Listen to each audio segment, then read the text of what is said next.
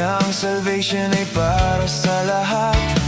Kahit sino'y kaya niyang iligtas, dahil pag-ibig niya ay tunay at wagas. Pero paano kung ako'y nagkamali At ang puso ko'y puno ng guilt? May pag-asa pa ba para sa akin? Ako ba'y kanyang tatanggapin? Ihanda mo ang iyong puso at papasukin si Kristo.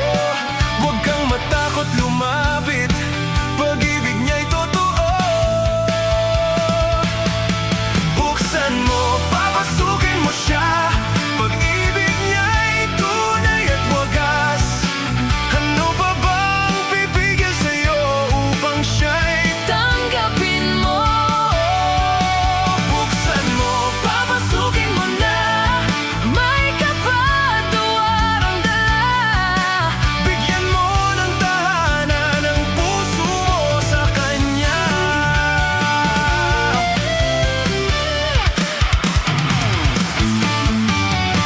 Kung totoo ang sinasabi mo, Na ako'y mahal pa rin niya, handa ba siyang patawarin ako at baguhin ang buhay ko?